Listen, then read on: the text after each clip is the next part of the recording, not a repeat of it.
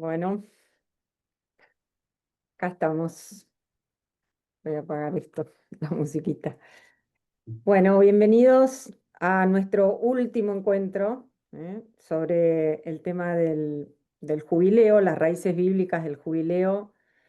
En este caso es el jubileo de la esperanza. Y les agradezco, por supuesto, muchísimo que nos hayan acompañado hasta acá. Y bueno, para nosotros es muy importante que ustedes nos apoyen, que difundan nuestros programas. Ahora después al final les voy a mostrar, bueno, el canal de YouTube, que les pedimos que se suscriban. También tenemos un Instagram, está todo un poquito así, en veremos el Instagram, pero bueno, ya lo vamos a ir perfeccionando.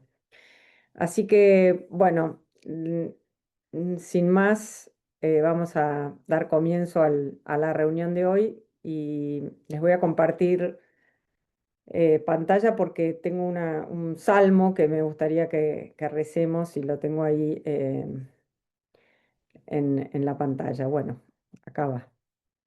Espero que hoy no tengamos problemas técnicos ni de toses, ni de nada de eso, porque la vez pasada me agarró un ataque de tos. Bueno, en el nombre del Padre, del Hijo y del Espíritu Santo. Amén. Solo en Dios descansa mi alma, de Él me viene la salvación. Solo Él es mi roca salvadora. Él es mi baluarte, nunca vacilaré. ¿Hasta cuándo se ensañarán con un hombre para derribarlo en todo? Entre todos, como si fuera un muro inclinado o un cerco que está por derrumbarse. Solo piensan en menoscabar mi dignidad y se complacen en la mentira. Bendicen con la boca y maldicen con el corazón. Solo en Dios descansa mi alma, de Él me viene la esperanza. Solo Él es mi roca salvadora. Él es mi baluarte, nunca vacilaré. Mi salvación y mi gloria están en Dios, Él es mi roca firme, en Dios está mi refugio. Lo que me gustó mucho de este salmo para nuestro quehacer, digamos, es que esto, ¿no? Solo en Dios descansa mi alma, de Él me viene la esperanza. Evidentemente el salmista, no sabemos bien la circunstancia, pero bueno, está pasando por un momento así muy terrible. Solo en Dios descansa mi alma, de Él me viene la salvación. Solo en Dios descansa mi alma, de Él me viene la esperanza. Solo Él es mi roca salvadora. Él es mi baluarte, nunca vacilaré. Mi salvación y mi gloria están en Dios, Él es mi roca firme, en Dios está mi refugio. Padre bueno, te alabamos, te bendecimos, te adoramos, te glorificamos, te damos gracias por este tiempo y este lugar para encontrarnos con tu palabra. Te pedimos que nos bendigas, que envíes tu espíritu para que abras nuestros corazones y nuestras mentes para escuchar todo lo que quieras decirnos. Te lo pedimos por tu Hijo, Jesucristo, la palabra hecha carne. Gloria al Padre, gloria al Hijo, gloria al Espíritu Santo, como era en un principio, ahora y siempre, por los siglos de los siglos. Amén. María, sede de la sabiduría, ruega por nosotros. En nombre del Padre, del Hijo, del Espíritu Santo. Amén. Bueno, em, ¿se acuerdan que vimos, bueno, el tema de qué significa el jubileo, cuáles eran sus raíces bíblicas? Es decir, ¿se acuerdan todo el tema bueno, esto del tiempo sagrado, después este llamado, ¿no? al jubileo que hace Dios en el libro del Levítico, como una suerte de pedagogía para su pueblo, para entrenarlo, en qué significa el perdón, qué significa la misericordia. Y después, bueno, también habíamos visto el tema de las profecías, de esa famosa profecía de Daniel que hablaba del jubileo del Mesías, también otras profecías previas. Bueno, y Después hicimos un repaso, así por el tema de la historia de salvación y algunos hitos respecto del tema de la misericordia, de la revelación de la misericordia, empezando por esto que se llama el protoevangelio, y después vimos, ¿se acuerdan? Bueno, la revelación del nombre de Dios como, ¿no? Como un Dios misericordioso, ¿qué significaba eso? Bueno, y ahora en este encuentro que nos queda, vamos a ver el tema ya, estamos en el Nuevo Testamento, el jubileo del Mesías. Ya estamos en el tiempo, digamos, del Mesías, ¿no? ¿Se acuerdan que habíamos dejado en que Jesús se levanta ¿no? en la sinagoga de Nazaret y le presentan o encuentra el pasaje del profeta Isaías donde dice, donde habla justamente del tema de la del jubileo y dice, esto se ha cumplido hoy. Bueno, entonces, bueno, acá vamos a hablar de este jubileo del Mesías y después un poquitito em, vamos a entrar en el misterio, vamos a aproximarnos, ¿no? Porque es un misterio y por lo tanto nos podemos asomar solamente, ¿no? Al misterio de la cruz como fuente de la misericordia. Y después, bueno, qué significa el tema de la esperanza y algunas cosas cómo practicar el jubileo. Bueno, espero que nos alcance el tiempo. Entonces, esta parte la titulé así, ¿no? En el misterio de la cruz resplandece la misericordia. ¿M? Entonces, no en este jubileo, sino en el anterior, el Papa Francisco, que convoca a un jubileo extraordinario, pues los jubileos ordinarios, que ya son bastante extraordinarios, son cada 25 años. Pero él, en el 2015 llama a un jubileo extraordinario, que es el jubileo y lo llama el jubileo de la misericordia, ¿no? Y así la bula, que es como si fuera la carta de invitación al jubileo, empieza así, dice, Jesucristo es el rostro de la misericordia del Padre. ¿M? Hablamos, creo, pero bueno, si no se los digo, que en el Antiguo Testamento, luego de la expulsión del paraíso, digamos, el hombre ya no puede ver el rostro de Dios, y anhela, tiene un anhelo de ver este rostro, que esto se refleja en los Salmos, bueno, y en varios pasajes.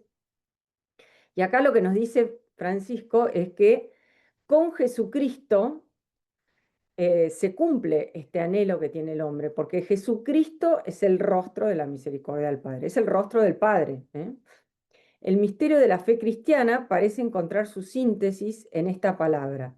Ella se ha vuelto viva, visible y ha alcanzado su culmen en Jesús de Nazaret. El Padre, rico en misericordia, esto es una cita tomada de la carta a los Efesios, que es la que da el título a la encíclica de Juan Pablo II, se acuerda que se llama Dives in Misericordia, es decir, Dios rico en misericordia, es una cita de la carta a los Efesios. Después de haber revelado su nombre a Moisés, esto lo estudiamos, como Dios compasivo y misericordioso, lento a la ira y pródigo en amor y fidelidad, no ha cesado de dar a conocer en varios modos y en tantos momentos de la historia su naturaleza divina. En la plenitud del tiempo, en la plenitud de los tiempos, esta es una cita de la carta a los Gálatas, cuando todo estaba dispuesto según su plan de salvación, Él envió a su Hijo, nacido de la Virgen María, para revelarnos de manera definitiva su amor. Quien lo ve a Él, ve al Padre. ¿Se acuerdan que en el discurso de despedida, en el Evangelio de Juan, Felipe le dice, Jesús, mostranos al Padre. Y Él dice, quien me ve a mí, ve al Padre. Jesús de Nazaret, con su palabra, con sus gestos y con toda su persona, revela la misericordia de Dios. Entonces, Jesús es el rostro de la misericordia del Padre. Entonces, por eso es que, digamos, esto nos conecta con el jubileo del Mesías. El jubileo es un tiempo especial, vimos, de misericordia, donde estamos llamados a practicar y a acogernos a la misericordia, las dos cosas. Entonces, bueno, con Jesús queda inaugurado, como vimos, él mismo lo dice en esta lectura que hace de la palabra en la sinagoga de Nazaret, que con él comienza el jubileo del Mesías. Bueno, y en particular, ¿no? Hay dos profecías en las que quiero detenerme, porque vamos a ver que, o sea, en Cristo es el rostro de la misericordia, pero el lugar específico de la fuente de la misericordia es la cruz. En el profeta Zacarías, que es uno de los últimos profetas, lo que se llama profetas post-exílicos, después de que Israel vuelve del exilio, eh, hay muy poquitos más profetas, ¿no? Y uno de los últimos es Zacarías, el último es Malaquías. Pero bueno, Zacarías, hacia el final, habla de el día del Señor. Esto es una cosa muy común de los profetas que hablan del día del Señor. Algunos lo hablan como en el tiempo final, como en lo que nosotros quizás, aunque más no sea desde el punto de vista popular, identificamos como el apocalipsis o el fin de los tiempos, pero en realidad se refiere como a un tiempo nuevo, ¿no? Y dice, en aquel día derramaré sobre la casa de David, la casa de David es los descendientes de David, y sobre los habitantes de Jerusalén, un espíritu de gracia y de súplica, y ellos mirarán hacia mí. En cuanto al que ellos traspasaron, se lamentarán por él como por un hijo único, y lo llorarán amargamente como se llora al primogénito. Entonces, acá o sea, Dios a través del profeta Zacarías avisa que él en este día del Señor lo que va a hacer es mandar sobre los habitantes de Jerusalén un espíritu de gracia. Y esto está conectado a un, a un alguien al que ellos van a haber traspasado. Y se lamentarán por él como por un hijo único, y lo llorarán amargamente como se llora al primogénito. Y después en el siguiente capítulo, en el capítulo 13, dice, en aquel día, es como que de vuelta vuelve sobre el tema, habrá una fuente abierta para la casa de David y para los habitantes de Jerusalén a fin de lavar el pecado y la impureza. Es decir, hay como una precisión. Habla de un espíritu de gracia y después precisa, donde dice que va a ser una fuente abierta para los habitantes de Jerusalén a fin de lavar el pecado y la impureza. Bueno, entonces, acá, ¿no? Nosotros, los cristianos, decimos que esta profecía se cumple en la cruz. Aquel día habrá una fuente abierta para la casa de David y para los habitantes de Jerusalén a fin de lavar el pecado y la impureza. Esto se cumple en la cruz de Cristo. Entonces vamos a mirar lo que dice el Evangelio de Juan,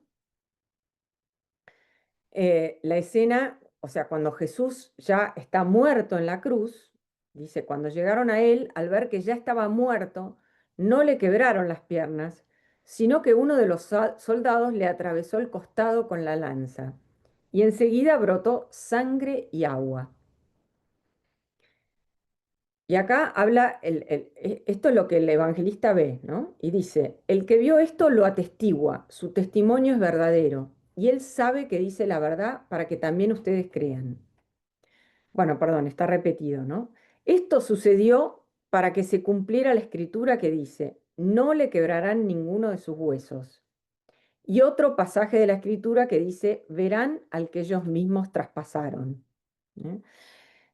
O sea, esta verán al que ellos mismos traspasaron es el cumplimiento de esta profecía que vimos de Zacarías, ¿no? Ellos, en cuanto al que ellos traspasaron, se lamentarán por él, esto mirarán hacia él, se lamentarán por él como por un hijo único. Bueno,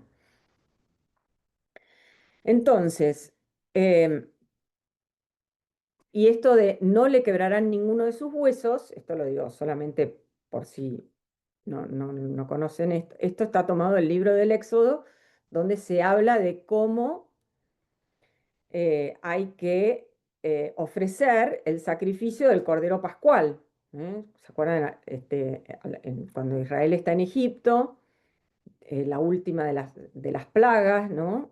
Dios le manda a Moisés que tienen que celebrar la Pascua y para eso le dice todo cómo tiene que ser el rito, tienen que elegir un cordero macho sin defecto, lo tienen que guardar y lo tienen que inmolar al anochecer.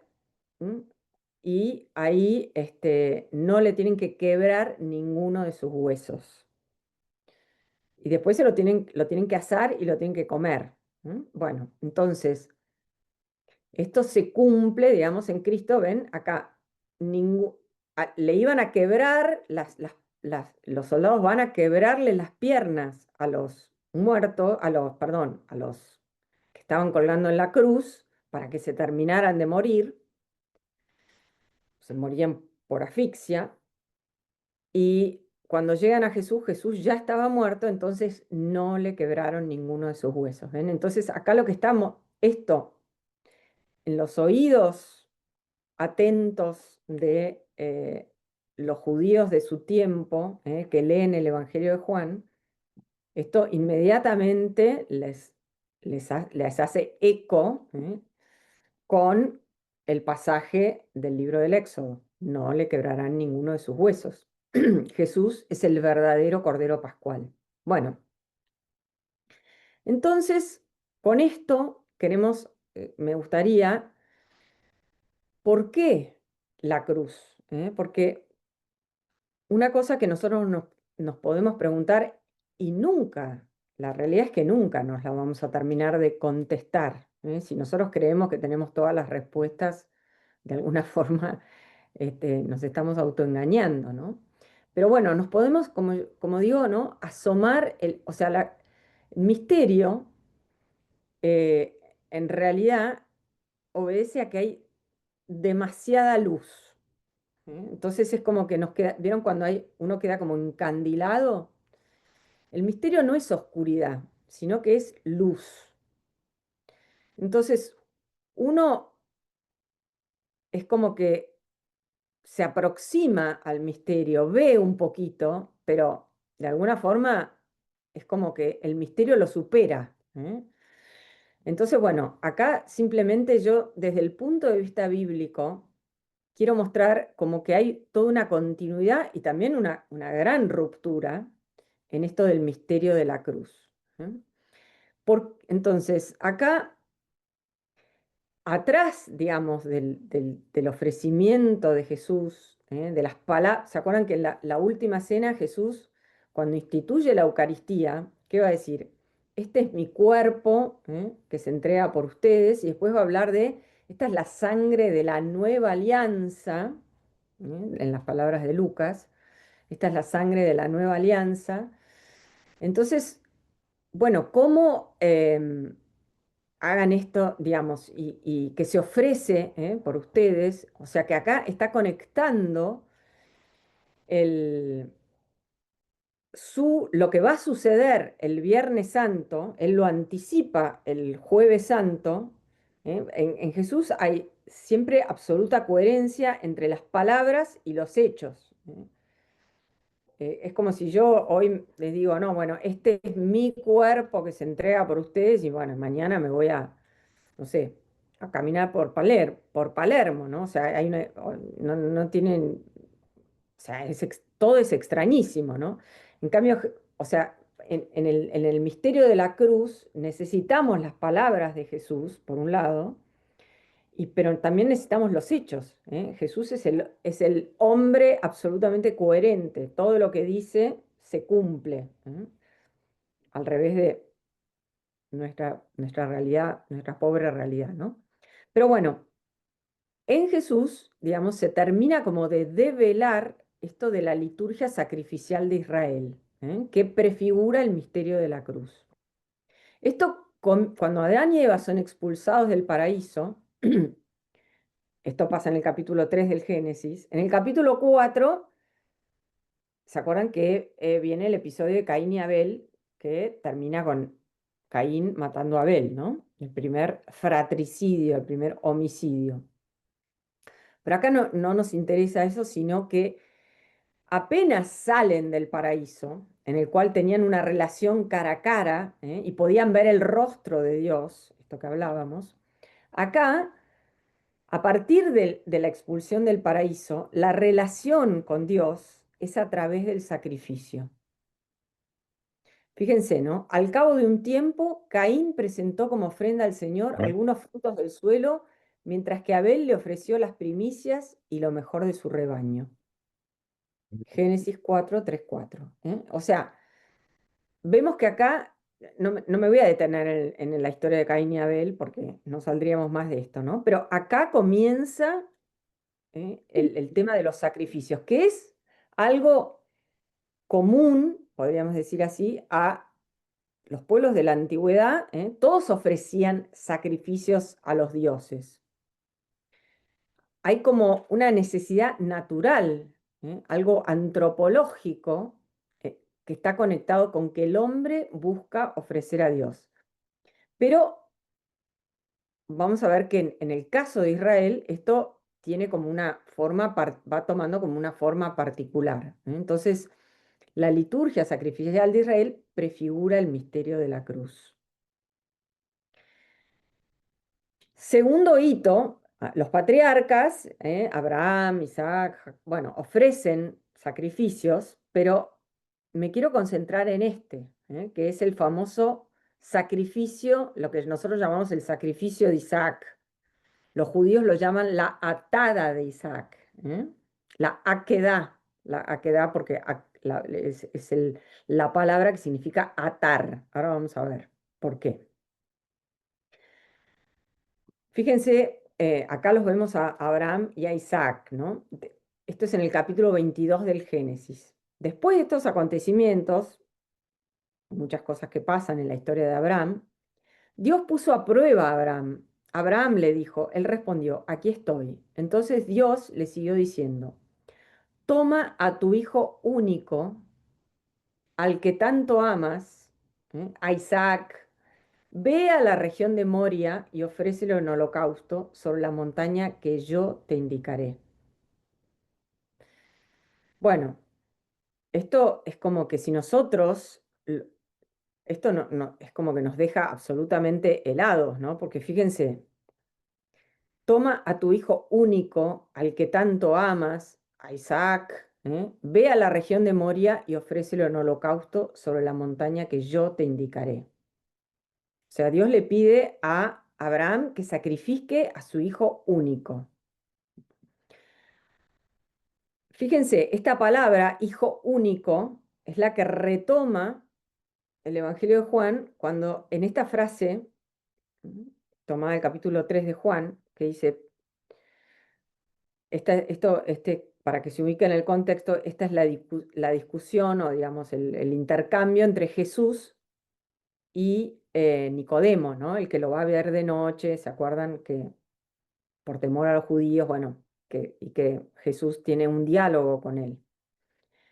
¿No? Y en un momento dado el evangelista dice, porque tanto amó Dios al mundo que dio a su Hijo único. Fíjense, toma a tu Hijo único, al que tanto amas. El Evangelio se hace eco de esto. Acá estamos percibiendo, ¿no? Acá hay algo que nos tiene que llamar la atención si estamos imbuidos en la lectura de la Sagrada Escritura.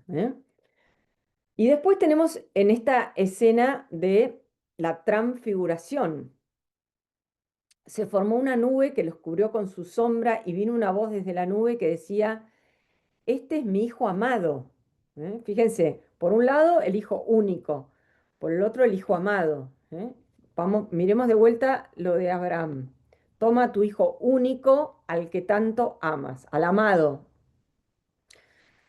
A todo esto, Isaac no es el único, porque tiene un hermanastro, que es Ismael, que es el hijo que su padre tuvo con la esclava.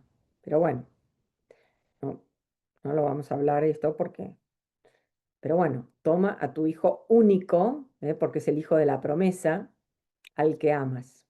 Bueno, entonces, ¿cómo sigue la historia de Abraham? ¿Se acuerdan? O sea, cuando llegan finalmente, ¿no? Ellos van subiendo al monte Moria y qué es lo que Isaac le pregunta una y otra vez al padre, a su padre Abraham, le dice, pero padre, ¿dónde está el cordero para el holocausto? Entonces Abraham le dice, Dios se proveerá, Dios mismo se proveerá el cordero para el holocausto. Bueno,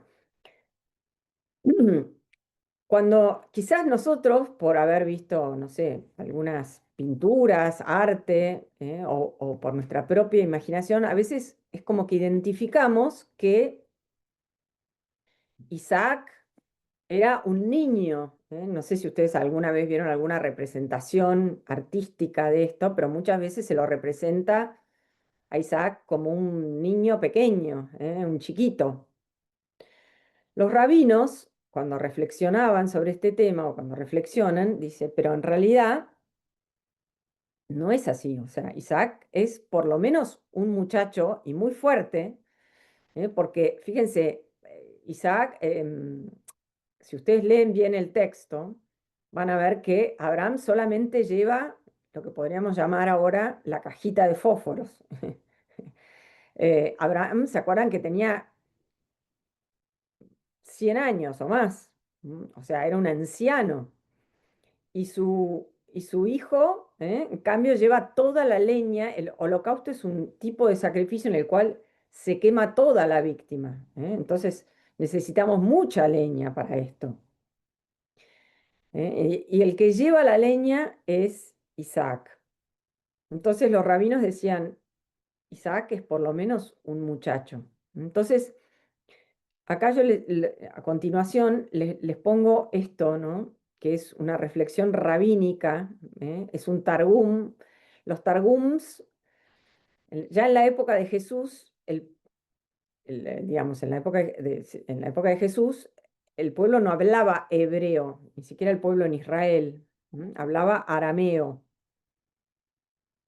Entonces tenían, así como Jesús se levanta para hacer la lectura, existía lo que se llamaba un targumista, que es lo que nosotros podríamos llamar como una suerte de traducción simultánea. ¿M? O sea, algún escriba, maestro de la ley, que conocía el hebreo, leía la Sagrada Escritura en hebreo y después había un intérprete que la traducía, pero a su vez esta traducción tenía como una glosa, se glosaba, se explicaba. Y en este pasaje, hay un targum, esto es muy posterior al,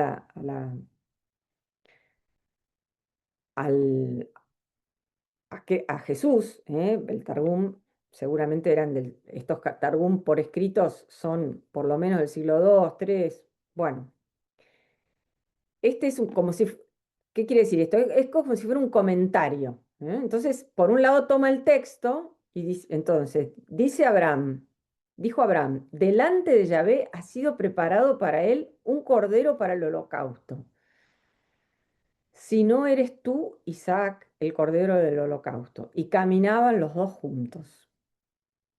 Entonces, acá, por esto les digo que esto se llama la atada de Isaac, porque cuando los rabinos reflexionan sobre esto, como Isaac era un muchacho, entonces Isaac, fíjense, ellos interpretan que Isaac acepta voluntariamente ofrecerse.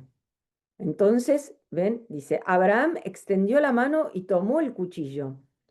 Isaac tomó la palabra y dijo, Padre, átame. Y akad es el verbo. De ahí el nombre Akedá dado a este episodio, la atada. Padre, átame. Bien no sea que me resista y sea inválida tu ofrenda. Los ojos de Abraham estaban fijos en los ojos de Isaac y los ojos de Isaac estaban fijos en los ángeles de arriba. Abraham no los veía. En aquel momento bajó del cielo una voz que decía, venid a ver a los dos únicos en mi universo. El uno inmola, el otro es inmolado. El que inmola no vacila, y el que es inmolado tiende el cuello. Y cuando sus hijos se encuentren en un tiempo de desgracia, acuérdate, acá la palabra, el verbo hebreo es zikaron, que es de donde viene, en griego se dice anamnesis, ¿eh? Esto significa memorial, hace un memorial de esto, ahora voy a explicar, de la quedad de Isaac, su padre, y escucha la voz de su plegaria, escúchalos y líbralos de su desgracia. Entonces, fíjense, por un lado, ¿qué es la interpretación que ellos tienen? ¿Eh? Esto no tiene nada que ver con el cristianismo. Sin embargo, fíjense, después los padres de la iglesia, cuando lean este pasaje, de la, esto de la aquedad, de la atada a Isaac, ¿qué van a decir? Esto es como un mimo en el sentido de teatral, ¿eh? Esto es como un ensayo, como un anticipo de lo que sí en realidad va a ocurrir en la cruz, ¿eh? Donde el Padre ofrece al Hijo y el Hijo acepta ser ofrecido, ¿eh? Y este amor entre los dos va a terminar en este envío del Espíritu Santo, ¿m? Que va a renovar toda la tierra. Entonces, esto es lo que van a decir los padres de la iglesia, pero fíjense que esto ya mismo es lo que ya está como anticipado en la reflexión judía, ¿eh? Cuando sus hijos se encuentren en un tiempo de desgracia, dice, acuérdate, acordate, hacé memoria de esto. La idea del zikaron, de la anamnesis, la- es, no es recordar solamente, no es solamente acordarme, sino hacerlo presente. Esto es muy importante, ¿eh? Esto es traerlo, esto es lo que sucede en nuestra misa, en nuestra Eucaristía. Cuando el sacerdote eh, realiza en la segunda parte de la misa, ¿no? Tenemos el ofertorio, después la plegaria y finalmente lo que nosotros llamamos la Eucaristía, estamos haciendo memoria, pero ¿en qué sentido? Es como que traemos al presente el sacrificio de Cristo, es como que se volviera de un modo incruento a ser presente. Y a esto es lo que está en esta reflexión. Y fíjense, por el mérito de Isaac, escúchalos y líbralos los de su desgracia, de un sacrificio que nunca ocurrió. Fíjense, este es otro Targum sobre el libro del Levítico.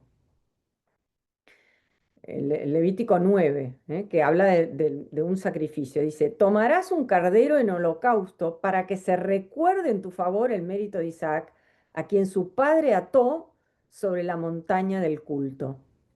¿Por qué es esto de la montaña del culto? Fíjense, otra explicación.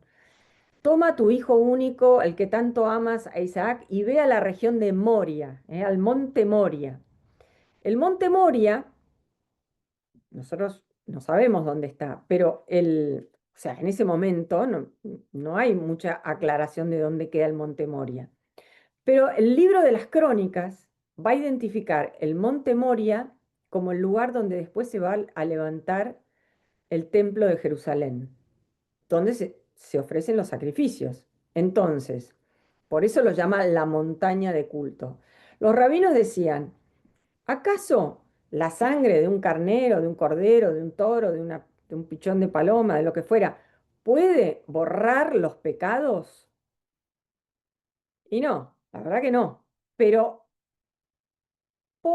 en recuerdo, el zicarón, en la anamnesis, ¿eh? Recuérdalo, hace memoria de esto, por el mérito de Isaac, a quien su padre ató sobre la montaña del culto, el monte Moria, donde ahora estamos en el templo. ¿Eh? Tomarás un cordero de un año para que sea recordado en vuestro favor el mérito de Isaac, ¿eh? A quien su padre ató como un cordero. ¿Ven? Entonces, bueno, esto acá es como que nos estamos acercando a este misterio. Entonces, acá es lo que se llama el tema de la expiación, ¿eh? Que está presente en todo el Antiguo Testamento. ¿Qué significa la expiación, el misterio de la expiación? ¿Cómo se perdonan los pecados? ¿Cómo se expían los pecados? Bueno, fíjense, en el libro del Levítico, de vuelta, es que el libro del Levítico es un manual para los sacerdotes, ¿eh? Como un manual de cómo hay de qué sacrificios, cómo ofrecerlos, todo, ¿no? Entonces dice, puesto que la vida de la carne está en la sangre, os la he dado para que hagáis expiación sobre el altar por vosotros mismos, porque es la sangre como vida la que hace expiación, ¿no? Entonces, acá se vislumbra esto que después se va a llamar la sustitución. ¿M?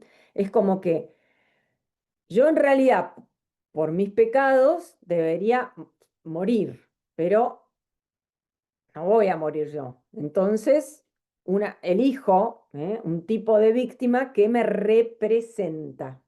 ¿M? Este pasaje que acabamos de leer, ¿no? Se basa en el principio del Antiguo Testamento de vida por vida. Es decir, la ofrenda de una vida vale como sustitución de otra. La sangre de un macho cabrío u otro animal salva la vida del pecador. Pero como dice acá el texto, es obvio que el pecado no fue cometido por el pobre corderito, ¿eh? Pero es como muy ustedes imagínense, ¿no? Que nosotros estamos muy alejados de ir a matar un animal por algo que hice yo. Es como que me resulta casi una aberración. ¿Cómo alguien va a morir en lugar mío? Y sin embargo, este es el principio, como les digo, operativo. Es, la cruz es gigantesca, pero yo en algún momento me asomo, aunque sea a este misterio, y una de las millones de aristas que tiene es esto, ¿no? Es alguien, como dice San Pablo, me amó y se entregó por mí. El que no tenía pecado, como va a decir la carta a los hebreos, se entregó por mí.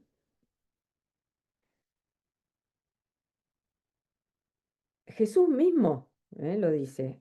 Les aseguro que todo el que peca es esclavo del pecado. El esclavo no permanece para siempre en la casa, el hijo en cambio permanece para siempre. Por eso, si el Hijo los libera, ustedes serán realmente libres.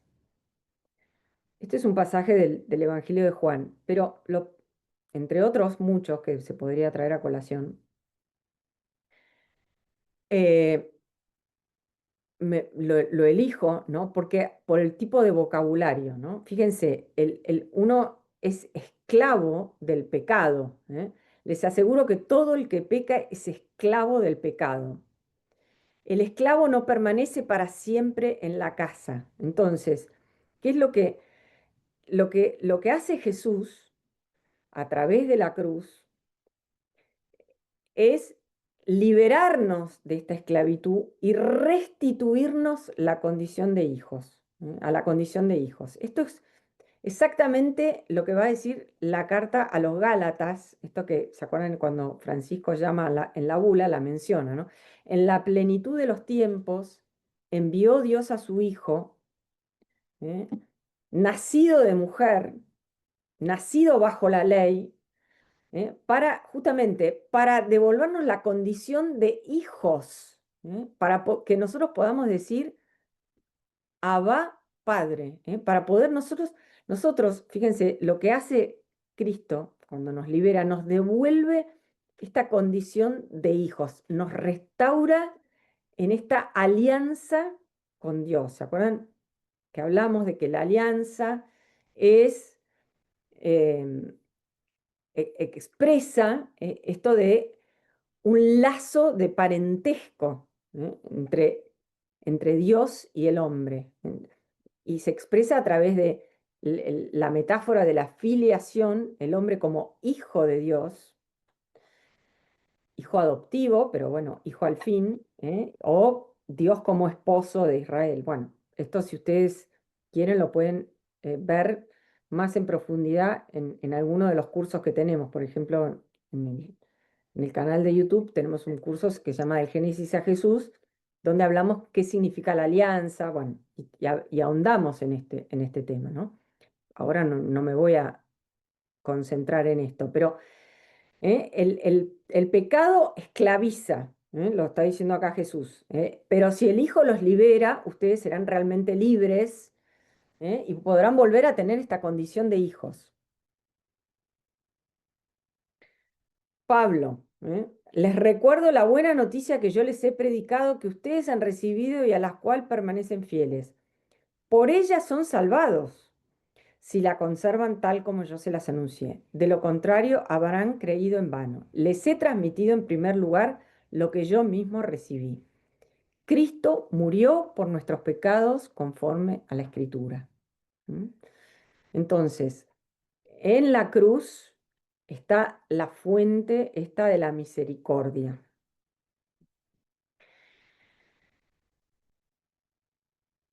Em, mis- Acá hay una otra cosa, que es el tema de cómo Dios es misericordioso y Dios es justo. La misericordia y la justicia están en tensión, en la Sagrada Escritura. Y esto es, nosotros no tenemos que quebrar esta tensión, no tenemos que decir, ah, Dios es misericordioso y por lo tanto no importa lo que nosotros hagamos, ¿eh? Siem- todos, esta presunción de que por existir nos salvamos, que es una presunción muy contemporánea. Y por el otro lado, tampoco, ah, no, si hiciste tal cosa, no tenés ninguna chance de salvarte, porque Dios es justo, bueno. Entonces, ¿cómo se resuelve, esta tensión entre justicia y misericordia?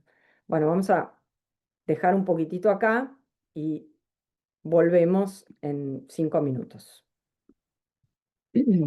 Bueno, volvemos. Entonces, bueno,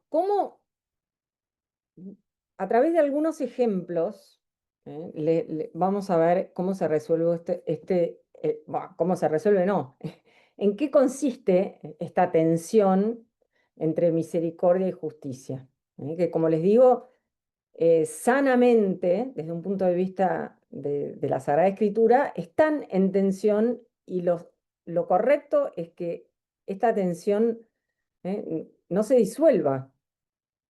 Entonces, les quería mostrar, ¿vale? Quería comentar con ustedes, a raíz del jubileo, el Papa León está en las audiencias de los miércoles, está llevando a cabo un ciclo todo este año donde comenta temas el tema de la esperanza, ¿no? Que se las recomiendo porque realmente son absolutamente fuera de serie. Pero bueno, yo tomé una que realmente me parece que vale la pena, en la que vale la pena detenerse. Que habla del tema de la traición. ¿Se acuerdan el pasaje este cuando Jesús está en la última cena y habla de que hay alguien que lo va a traicionar? Y entonces los discípulos empiezan a preguntarse, ¿seré yo, Señor? ¿Seré yo? ¿Seré yo? Bueno, acá tenemos este icono, ¿no? Y evidentemente, bueno, acá está, lo ven a Judas, acá con la bolsa, ¿m? Eh, el tesorero. Bueno, y acá el discípulo amado, el que se recuestaba sobre el pecho del Señor. Pero bueno, dice así, ¿no? Queridos hermanos y hermanas, continuamos nuestro camino en la escuela del Evangelio siguiendo los pasos de Jesús en los últimos días de su vida. Hoy nos detenemos en una escena íntima, dramática, pero también profundamente verdadera. El momento en el que durante la cena pascual Jesús revela que uno de los 12 está a punto de traicionarlo. En verdad os digo que uno de vosotros me va a entregar uno que está comiendo conmigo. Son palabras contundentes. Jesús no las pronuncia para condenar, sino para mostrar que el amor, cuando es verdadero, no puede prescindir de la verdad. Esto es muy, muy como algo que tenemos que meditar mucho, ¿no? El amor, cuando es verdadero, no puede prescindir de la verdad. Amor y verdad se necesitan mutuamente. Bueno, la habitación del piso superior, donde poco antes se había preparado todo con atención, se llena de repente de un dolor silencioso, hecho de preguntas, de sospechas, de vulnerabilidad. Es un dolor que conocemos bien también nosotros, cuando en las relaciones más queridas se insinúa la sombra de la traición. Sin embargo, el modo en el que Jesús habla de lo que está a punto de suceder es sorprendente. No levanta la voz, no señala con el dedo, no pronuncia el nombre de Judas. Habla de tal modo que cada uno pueda cuestionarse a sí mismo. Y es precisamente eso lo que sucede. Entonces, acá es una cita, ¿no?, del Evangelio. Ellos comenzaron a entristecerse y a preguntarle uno tras otro, ¿seré yo? Queridos amigos, esta pregunta, ¿seré yo?, es quizás una de las preguntas más sinceras que podemos hacernos a nosotros mismos. No es la pregunta del inocente, sino la del discípulo que descubre su fragilidad. No es el grito del culpable, sino el susurro de quien, aunque queriendo amar, sabe que puede herir. Es en esta conciencia donde inicia el camino de la salvación. Jesús no denuncia para humillar, dice la verdad porque quiere salvar. Y para ser salvados hay que sentir que se está involucrado, sentir que se es amado a pesar de todo, sentir que el mal es real, pero no tiene la última palabra. Entonces, fíjense, ¿qué es lo que está diciendo el Papa? Jesús, en esto que hablábamos, ¿no? Esta tensión entre justicia y misericordia.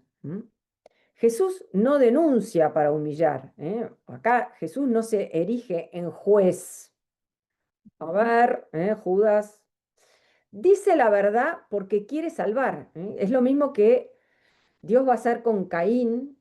Cuando Caín se enoja con Abel y lo está por matar, Dios qué le dice: tené cuidado, el pecado te acecha, pero vos podés vencerlo. Acá es lo mismo, ¿no? Es como nos está previniendo. Dice la verdad porque quiere salvar. Y para ser salvados hay que sentir que se está involucrado, sentir que se es amado. Entonces, fíjense, hasta el último instante Jesús juega la carta del amor con Judas. Sentir que el mal es real, pero no tiene la última palabra. Solo quien ha conocido la verdad de un amor profundo puede aceptar también la herida de una traición. La reacción de los discípulos no es rabia, sino tristeza. No se indignan, se entristecen. Es un dolor que nace de la posibilidad real de ser involucrados. Y precisamente esta tristeza, si se acoge con sinceridad, se convierte en un lugar de conversión. Es como que la tristeza me mueve. ¿Cómo puedo revertir esto? El Evangelio no nos enseña a negar el mal, sino a reconocerlo como una ocasión dolorosa para renacer. Fíjense, esto es el jubileo, esto de que hablábamos de este reseteo. El jubileo nos invita a una conversión profunda, no a negar el mal, sino en nuestra propia persona, ¿no? Sino a reconocerlo como una ocasión dolorosa para renacer. Jesús después añade una frase que nos inquieta y nos hace pensar. El Hijo del Hombre se va como está escrito, pero ay de aquel hombre por quien el Hijo del Hombre será entregado. Más le valdría a ese hombre no haber nacido. Fíjense lo que dice el Papa. Son palabras duras, ciertamente, pero hay que entenderlas bien. No se trata de una maldición, es más bien un grito de dolor. En griego, ese ay de aquel suena como un lamento, como un ay, una exclamación de compasión sincera y profunda. ¿Vieron cuando Alguien, no sé, nos cuenta una desgracia, uno dice, ay, no, ¿por qué? ¿Por qué? Ay, es como un dolor que tengo. ¿Eh? Bueno, ese ay es, esto es lo de Jesús. Ay, ¿por qué? ¿Mm?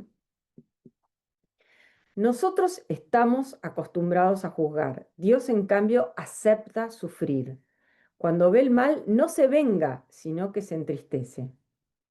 Y a aquel más le valdría a este hombre no haber nacido, no es una condena impuesta a priori, sino una verdad que cada uno de nosotros puede reconocer. ¿Eh? Esto de no hay amor sin verdad, ni verdad sin amor. O sea, necesitamos las dos cosas. ¿Eh? Si renegamos del amor que nos ha engendrado, si traicionando nos volvemos infieles a nosotros mismos, entonces realmente perdemos el sentido de nuestra venida al mundo y nos auto-excluimos de la salvación. ¿Eh? Es como que acá lo que está diciendo es, nadie, Dios no condena a nadie, uno se auto-excluye de la salvación. ¿Eh? Hasta el último instante, Jesús, con esta pregunta, uno de ustedes me va a traicionar, está buscando que Judas reconsidere. Sin embargo, precisamente allí, en el punto más oscuro, la luz no se apaga. Es más, comienza a brillar, porque si reconocemos nuestro límite, si nos dejamos tocar por el dolor de Cristo, entonces podemos finalmente nacer de nuevo. La fe no nos evita la posibilidad del pecado, sino que nos ofrece siempre una vía para salir, la de la misericordia. ¿Mm? Entonces, no es la fe no niega, ¿eh? Acá no se niega el pecado, pero hay una salida, la de la misericordia. Jesús no se escandaliza frente a nuestra fragilidad. Sabe bien que ninguna amistad es inmune al riesgo de la traición, pero sigue fiándose, sigue sentándose a la mesa con los suyos. No renuncia a partir el pan, incluso para quien lo traicionará. Esta es la fuerza silenciosa de Dios. No abandona nunca la mesa del amor, ni siquiera cuando sabe que lo dejarán solo. Queridos hermanos y hermanas, también nosotros podemos preguntarnos hoy con sinceridad, ¿seré yo? No para sentirnos acusados, sino para abrir un espacio a la verdad en nuestro corazón. La salvación comienza aquí, en la conciencia de que podremos ser nosotros los que rompamos la confianza en Dios, pero que podemos ser también nosotros los que la recojamos, la custodiemos y la renovemos. ¿Eh? La salvación comienza en la conciencia de cada uno. En el fondo, esta es la esperanza.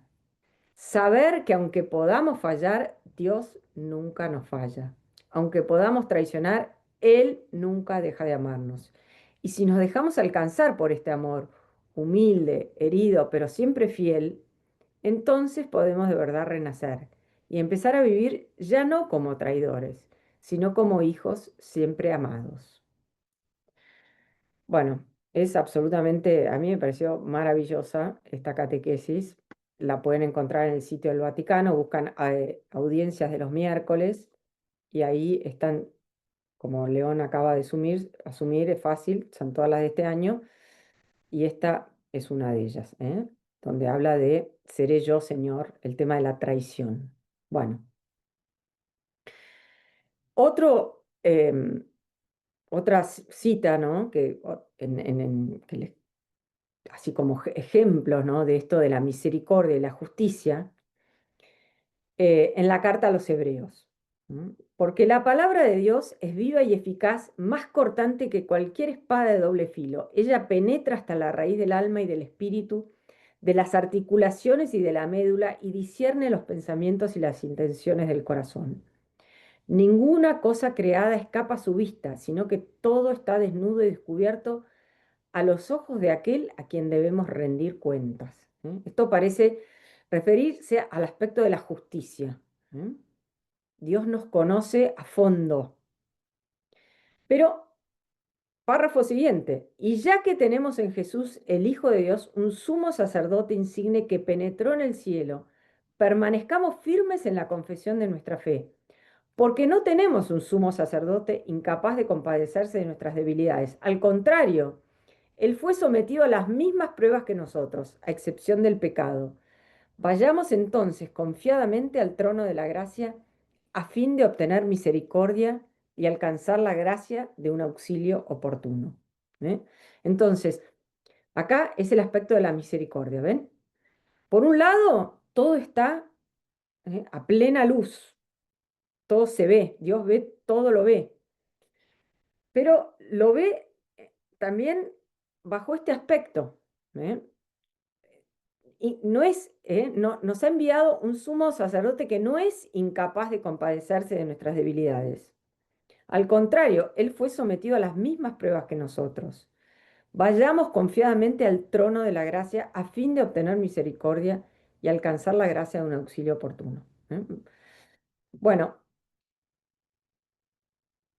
finalmente, me parece como un ejemplo también muy importante la parábola de esto que se llama el hijo pródigo, bueno, el hijo perdido, el padre misericordioso, bueno, tiene como muchos nombres en el Evangelio de Lucas, y es como que esta tensión entre justicia y misericordia se resuelve, entre comillas, ¿no? Porque, pero digamos, vemos como esto se articula armoniosamente en la paternidad de Dios. Entonces, tenemos esta parábola, que es una parábola de la alegría de Dios ante, ¿se acuerda? Ante el pecador que se convierte. Todos los publicanos y pecadores se acercaban a Jesús para escucharlo. Los fariseos y los escribas murmuraban diciendo, este hombre recibe a los pecadores y come con ellos. Estamos leyendo el capítulo 15 de Lucas, donde tenemos la parábola de la oveja perdida, de la moneda perdida y del hijo perdido. ¿Mm?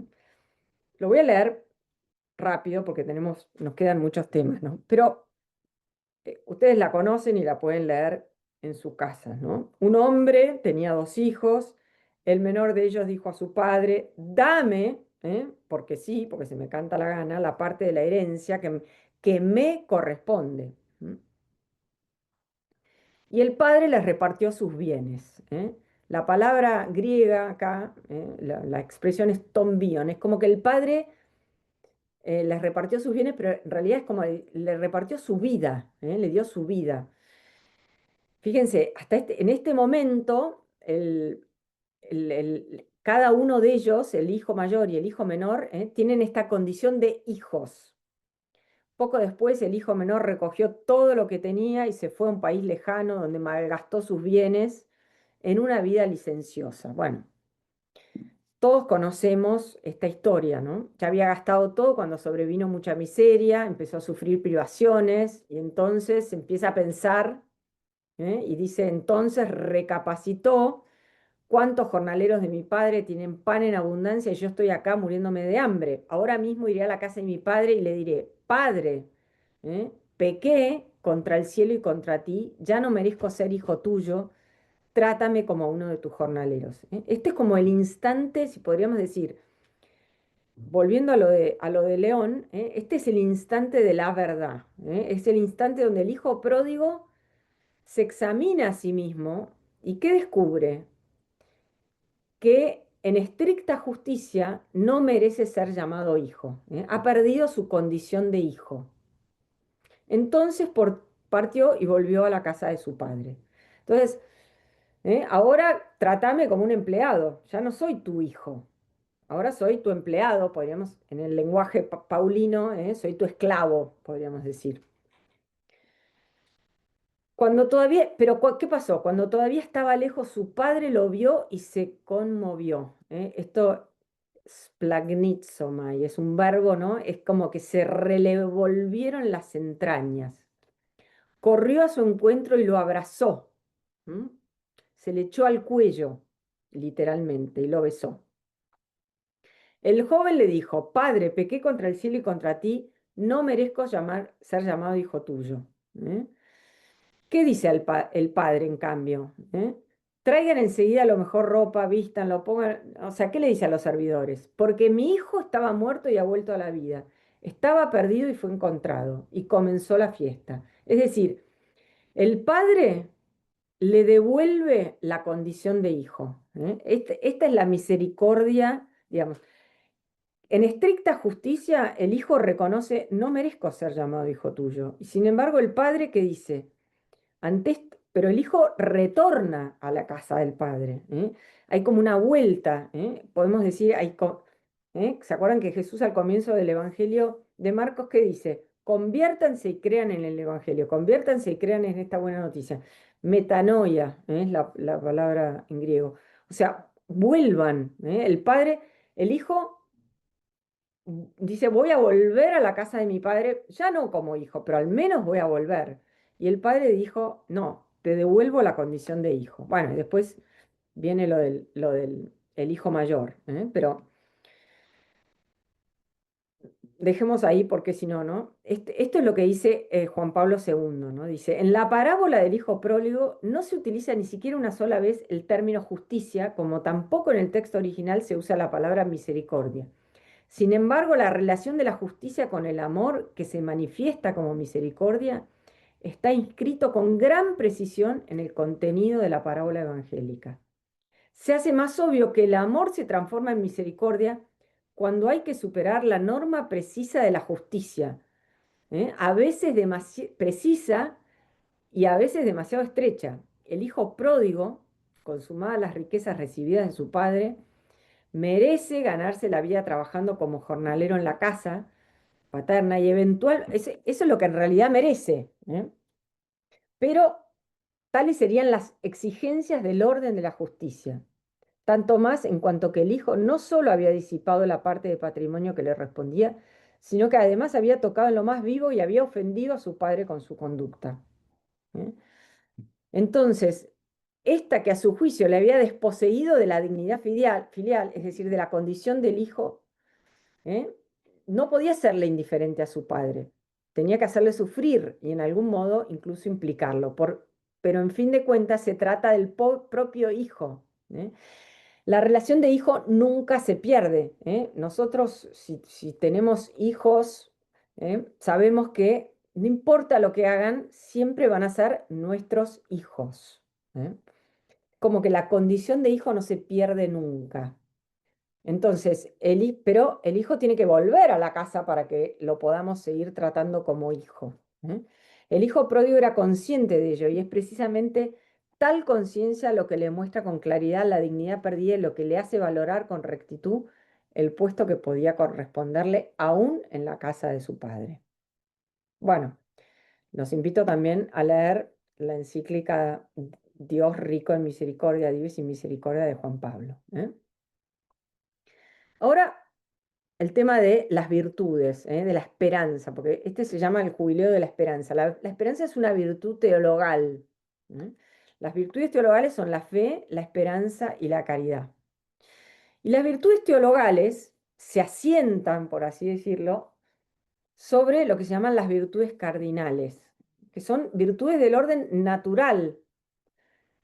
Cuando Aristóteles, en el siglo III antes de Cristo, no conocía, ¿no?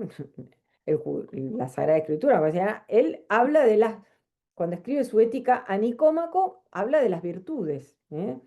Las virtudes cardinales, ¿cuáles son? La prudencia, la justicia, la fortaleza y la templanza. ¿Cómo se adquieren? Bueno, las virtudes son hábitos buenos.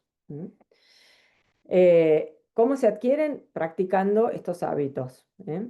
Bueno, ahora, lo estoy simplificando al máximo, ¿no? Porque no puedo dar una clase de virtudes. Esto sería para hablar muchísimo. Pero bueno, son hábitos buenos que se adquieren practicándolos, ¿eh? Si yo a mi hijo todos los días le digo, cuando se sienta a comer a la mesa, le digo, agradecer, decir, ¿querés agua? Sí, muchas gracias. Bueno, al final se convierte en un hábito, ¿eh?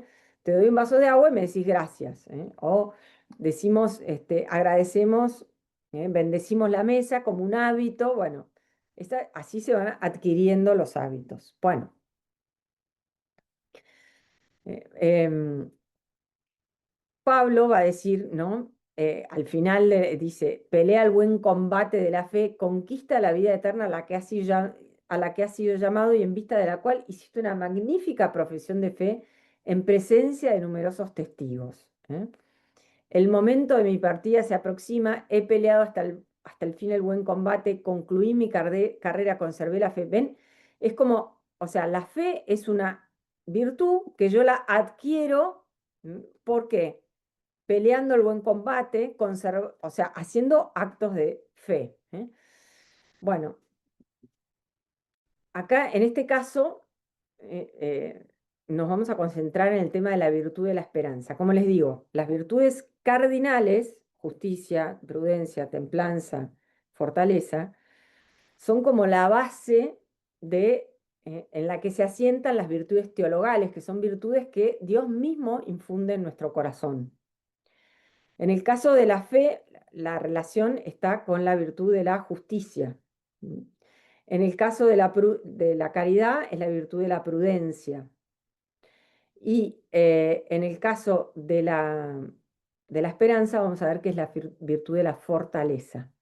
Está conectada con la virtud de la fortaleza. ¿Qué es la esperanza? Bueno, la esperanza ve al hombre, el hombre es como homo viator, es como el hombre está en camino a, esto que dice Pablo, he peleado el buen combate, he conservado la fe, bueno, entonces voy camino a, el hombre es peregrino en esta tierra, soy peregrino en esta tierra, ¿vieron cómo dice la canción esa que muchas veces se canta en las misas, ¿no? Bueno, y es, el hombre es toma conciencia de ser una criatura, ¿eh? El hombre no es Dios. La fortaleza, ¿qué es como les digo, la esperanza está asentada en la virtud de la fortaleza. La fortaleza es un hábito que está relacionado con lo que se llama el bien arduo. O sea, hay dos virtudes que están dirigidas al tema del bien. Uno, a lo que se llama el bien concupiscible, que es, por ejemplo, el tema de la comida, del placer en todos sus aspectos. Bueno, ¿cómo lo regulo eso? A través de una virtud que es la virtud de la templanza. O sea, me encanta comer, pero si yo me como 50 milanesas, me da un ataque de hígado y me morí. Bueno, esto lo regula, digamos, yo practico hábitos buenos en torno a la virtud de la templanza. Bueno, lo mismo al tema de la fortaleza, es el bien arduo, aquel bien que me resulta como difícil, que me representa como algo muy, por ejemplo, bueno, y ahora vamos a ver cuáles son las virtudes que están conectadas con esta. La paciencia. O sea, la paciencia es una virtud que está, fíjense, también muy conectada con la esperanza, ¿no? Porque yo espero y tengo paciencia. Vieron que hay una imagen muy linda que es el Cristo de la paciencia, ¿no? Que está ahí como meditando. Bueno, la magnanimidad, esto de ser como magnánimo, tener un corazón grande. Esto desde el punto de vista absolutamente natural. La perseverancia es otra virtud que está conexa con la fortaleza. Estas son como virtudes que me llevan a ser fuerte. La paciencia, la perseverancia, la magnanimidad y el coraje. Bueno, no sé, ahí está. Perdón. Bueno, la esperanza en realidad o sea, se asienta en la fortaleza, pero se refiere al bien arduo futuro sobrenatural. Esto de espero en Cristo, ¿qué es lo que espero? Espero la vida eterna. Entonces, Benedicto XVI tiene una encíclica muy linda, que también se las recomiendo mucho, ¿no? Que es, ay, perdón, tuve un flash, ¿cómo es? ¿Cómo se llama?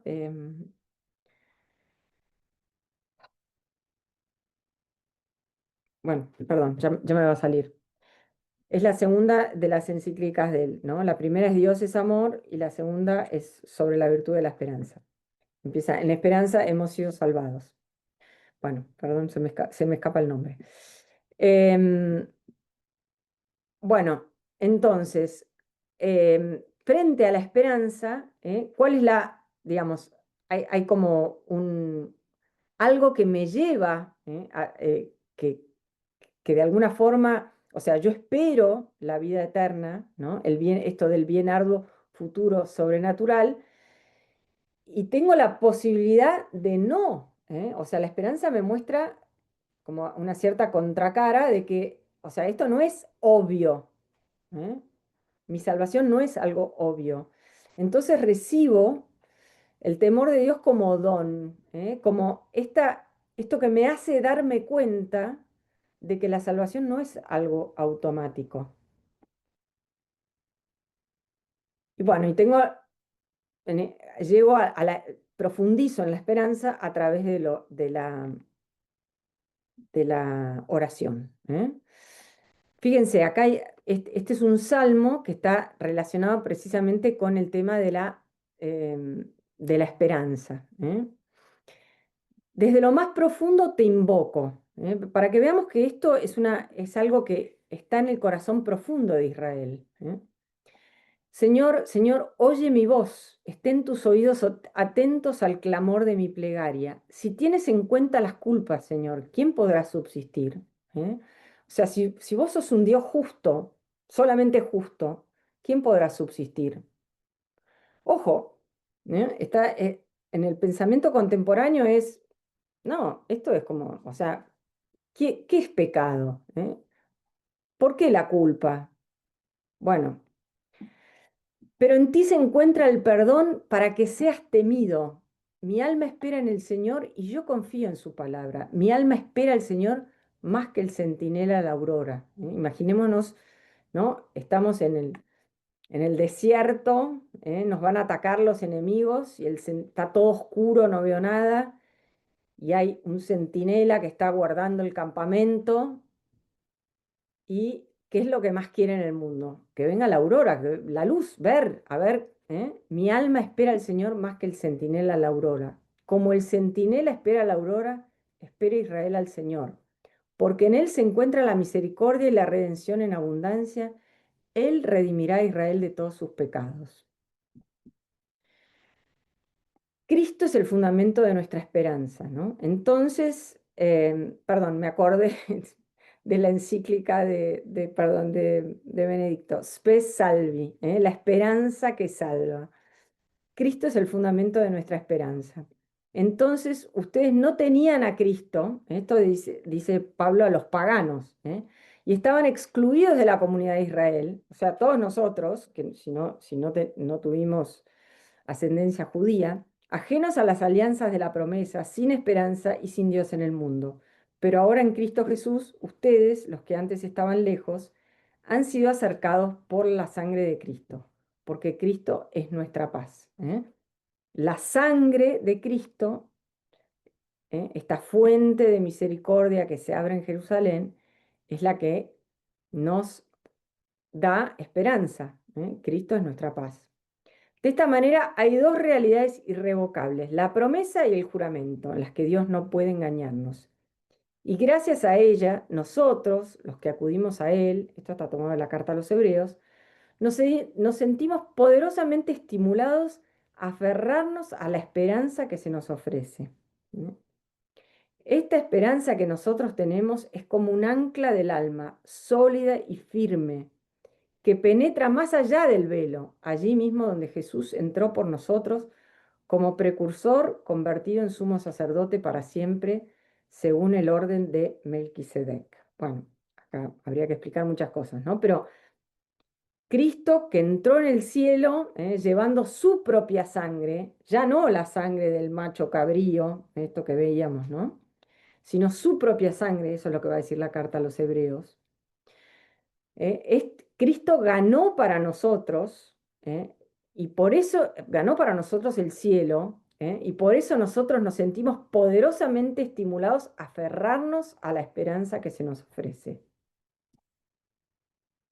Bueno, al mismo tiempo hay pecados contra la esperanza, que son la desesperación, por un lado, y la otra, la presunción. Estos serían como los dos grandes pecados contra la esperanza. Pensar que no hay nada, nada, nada que me pueda salvar, que yo he cometido tal pecado que no tengo perdón, y la otra es, no importa. No sé si ustedes vieron, bueno, esto es una herejía, ¿eh? Muy propia del protestantismo, ¿no? La certeza absoluta, el sentirme salvo, esto de la teoría de la predestinación. Pero no sé si vieron esta película, una película que si no la vieron se las recomiendo, que se llama Calvario, Calvary. ¿Eh? Pero bueno, empieza con esta frase de atribuida a San Agustín, ¿no? Que dice, acá tenemos a Cristo y los dos ladrones, ¿no? No desesperes, un ladrón se salvó, no presumas, un ladrón se condenó. Estos son como los dos pecados contra la esperanza, y la presunción de la salvación, y la desesperación. Son como los dos extremos. Bueno, frente a todo esto tenemos el jubileo, o sea, Dios nos regala su misericordia de un modo especial en este año, en el año del jubileo. ¿Qué tengo que hacer para alcanzar las gracias del jubileo? Bueno, tengo que peregrinar a una iglesia jubilar. Está lleno, en la diócesis, en todas las diócesis hay, ¿eh?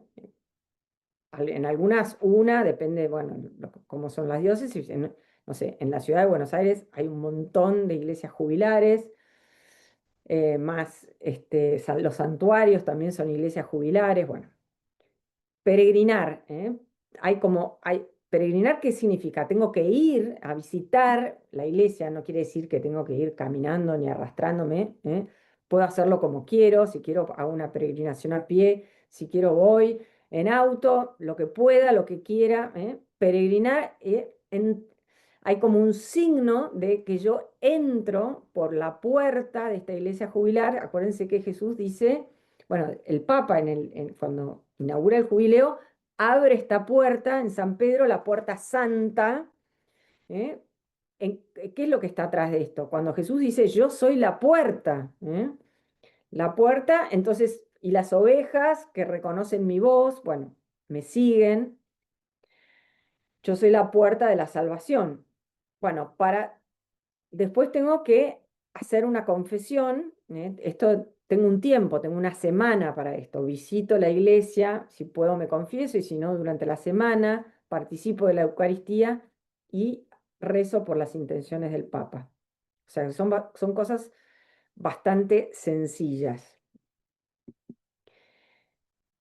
El modo ordinario de alcanzar el perdón de los pecados es la confesión sacramental. Es decir, el jubileo no es algo automático, yo voy a una iglesia y mis pecados son perdonados. No, es lo mismo. O sea, acuérdense, nosotros vivimos en el jubileo del Mesías. Entonces,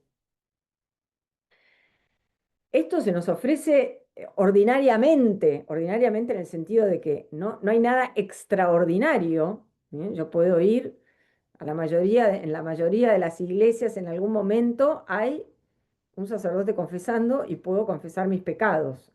Y este es el modo ordinario de alcanzar el perdón de los pecados. ¿Qué es lo extra del jubileo?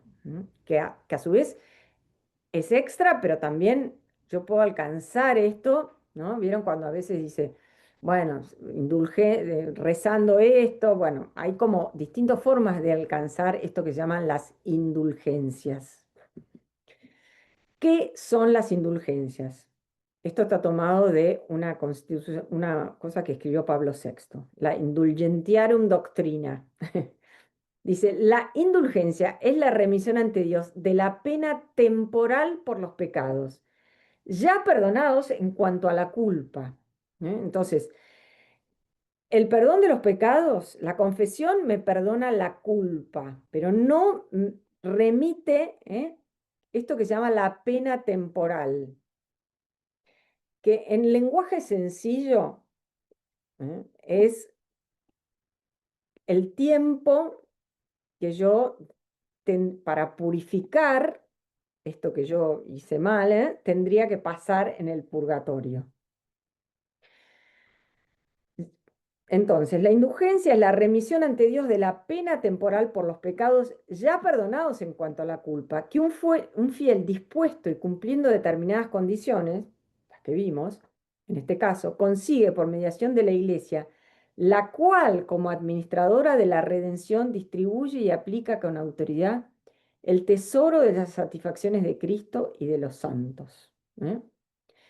Entonces, es como que, imagínense, ¿no? Mi padre, no sé, me presta su auto nuevo, y yo estoy aprendiendo a manejar, o no, qué sé yo, bueno. Entonces salgo en la cuadra siguiente lo choco, y choco contra el vecino. Bueno, supónganse, ¿no? Entonces sale el vecino, bueno, hay todo. Mi padre me perdona, el vecino, bueno, me perdona, pero el daño que yo hice no se arregla inmediatamente. Tengo que ir llevar el auto, o sea, cumplir un montón de cosas para volver a la situación original. Bueno, esto, esto que yo tendría que hacer es lo que, digamos, esto es la indulgencia. Es la remisión ante Dios de la pena temporal por los pecados, ya perdonados en el sacramento de la confesión, pero por los cuales yo tendría que hacer una purificación. Bueno, entonces, el pecado tiene una doble consecuencia. El pecado grave nos priva de la comunicación con Dios y por ello nos hace incapaces de la vida eterna, cuya privación se llama la pena eterna del pecado. Por otra parte, todo pecado, incluso venial, entraña apego desordenado a las criaturas que es necesario purificar, sea aquí abajo, sea después de la muerte, en el estado que se llama purgatorio. Esta purificación libera de lo que se llama la pena temporal del pecado. Y esto es lo que nos regala este año jubilar, nos libera de la pena temporal del pecado, nos libera de pasar por esta purificación. Bueno, aquí les propongo este salmo como final. Dichoso el que está liberado de su culpa, a quien le han absuelto su pecado, dichoso el hombre a quien el Señor no le tiene en cuenta el delito. Mientras callé se consumían mis huesos, rugiendo todo el día, porque día y noche tu mano pesaba sobre mí. Mi savia se me había vuelto un fruto seco. Había pecado, lo reconocí. No te encubrí mi delito, propuse, confesaré al Señor mi culpa y tú perdonaste mi culpa y mi pecado. ¿Eh? Bueno, este es un muy lindo salmo, ¿no? Que nos anima a pedir perdón. Bueno, eh, esto es de la carta de Pedro, ¿eh? Para terminar de recordar, Cristo murió una vez por nuestros pecados, siendo justo padeció por los injustos para llevarnos a Dios, entregado a la muerte. En su carne fue vivificado en el Espíritu, lo que actualmente, perdón, porque acá se me los salva a ustedes, no consiste en la supresión de una mancha corporal, sino que es el compromiso con Dios de una conciencia pura por la resurrección de Jesucristo, que está a la derecha de Dios, después de subir al cielo y de haberse sometido a los ángeles, las dominaciones y las potestades. Lo que los salva no es la supresión de una mancha corporal, sino el compromiso con Dios de una conciencia pura por la resurrección de Jesucristo. Esto es lo que nos salva, dice Pedro. Bueno, con esto terminamos. Acá les pongo, nosotros tenemos estos dos canales de comunicación. Uno es la animación, este canal de YouTube que se llama Animación Bíblica Arquidiócesis de Buenos Aires. Si ustedes van a ese canal, buscan, hay una pestañita que se llama Listas. Van ahí, van a tener todos nuestros cursos ordenados. les pedimos que se suscriban, porque si se suscriben, bueno, tienen muchos beneficios para nosotros. Y también pueden, si tienen Instagram, Cursos Bíblicos Buenos Aires, es nuestro Instagram. Estamos tratando de mejorar todas nuestras redes, pero bueno. Y al respecto de eso, bueno, acá les paso, si nos quieren ayudar. Cualquier colaboración nos ayuda a pagar el Zoom, a mantener esto, bueno, es gratuito para todos, poderlo difundir por redes sociales, a pagar el diseño de flyers y avisos, a la compra de material de estudio. El alias es Cursos Bíblicos, es fácil de anotarse, bueno. El que pueda, el que quiera, Dios ama al que da con alegría. No hay ninguna obligación, pero bueno, si nos pueden ayudar es muy bueno, con la colaboración que sea. Bueno, em,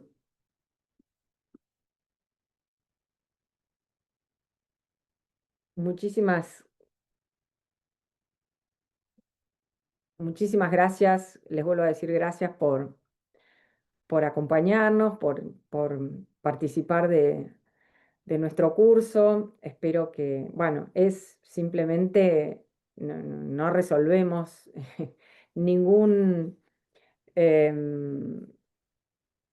problema existencial o sea, no es que no vamos a, como, acá está el jubileo, es esto, no hay, ¿no? Hay mil cosas más que se pueden decir, pero de alguna forma, bueno, es como una pequeña aproximación al misterio de la misericordia de Dios. Y bueno, los invito, me invito, nos invitamos a acogernos, a recibir las gracias del jubileo y bueno, que es un regalo muy, muy especial que nos hace Dios. Bueno, con esto terminamos. Muchísimas gracias y los Gracias, esperamos. Ah, Luisa, gracias. gracias a ustedes. Y el, en el canal de YouTube vamos a bueno, hicimos unas pequeñas entrevistas en el canal 21, Orbe 21, con el padre Patricio para el mes de la Biblia y van a estar ahí, bueno, qué es la Biblia, son como cuestiones muy introductorias a la Sagrada Escritura, pero bueno, si tienen ganas de verlas, las pueden ver ahí. Luisa, Eh, discúlpame, sí. ¿cómo era el Instagram? Se llama Cursos Bíblicos. Ay, ni yo me acuerdo. A ver, espera. Acá está. Es esto. No, espera, discúlpame. Cursos Bíblicos ¿Cursos Buenos Aires. bíblicos? Ah, Buenos bueno, Aires. perfecto. ¿Eh? Y el canal se llama Animación Bíblica Arquidiócesis de Buenos Aires.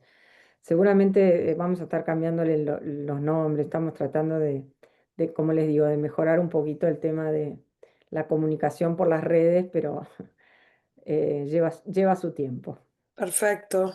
Bueno, muchísimas gracias. Gracias a Buenas vos. noches, que Dios los bendiga Ah, y igualmente, gracias, eh. que el jubileo sea una realidad para todos. Gracias. Hasta luego. Gracias, Luisa. Muy amable. Gracias, Luisa.